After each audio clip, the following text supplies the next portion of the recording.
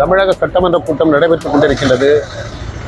இன்றைய தினம் தமிழகத்தினுடைய பட்ஜெட் அறிவித்த போது பல நல்ல பல திட்டங்களை அறிவித்திருக்கிறார்கள்.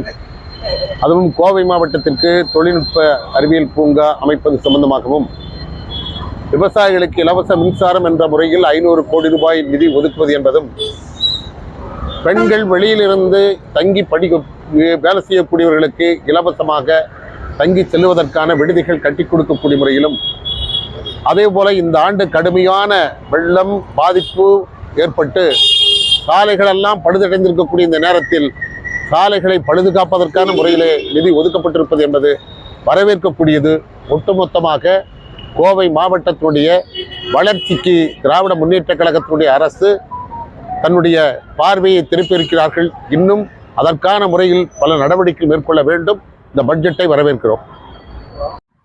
என் பேர் தருண், நான் கோயம்புத்தூர்லேருந்து பேசுகிறேன். இன்றைக்கி தமிழக அரசு பட்ஜெட் தாக்கல் பண்ணியிருக்குன்னு சொல்லியிருக்காங்க. வரும் ஜூன் மாதம் 10,000 பேருக்கு வேலை வாங்கி தரேன்னு சொல்லியிருக்காங்க. எங்கள் மாதிரி இளைஞர்களுக்கெல்லாம் ரொம்ப சந்தோஷமாக இருக்குது. மற்ற தமிழக அரசுக்கு ரொம்ப நன்றி. கோயம்புத்தூர் சார்பாக நன்றி சொல்லிக்கிறேன். வணக்கம் சார், என் பேர் வெற்றிவேல், கோவை மாவட்டத்திலேருந்து பேசுகிறேன். இன்றைக்கி தமிழக சட்டப்பேரவையில் பட்ஜெட் தாக்கல் செயல்பட்டுருக்காங்க. அதில் இளைஞர் நலனுக்காக தமிழக அரசு பணியிடங்களில் காலியிடங்கள் ஒதுக்கியிருக்காங்க. வர ஜூன் மாதத்தில் அது நிரப்பப்படுறதா தகவல் இருக்குங்க சார்.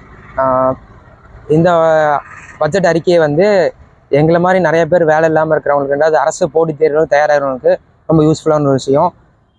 இந்த மாதிரி இல்லாமல் நிறைய தனியார் நிறுவனங்களோடு சேர்ந்து கொஞ்சம் கொலாபரேஷன் பண்ணி இன்னும் நிறையா பணியிடங்களை உருவாக்குனா இன்னும் மோர் யூஸ்ஃபுல்லாக இருக்கும்.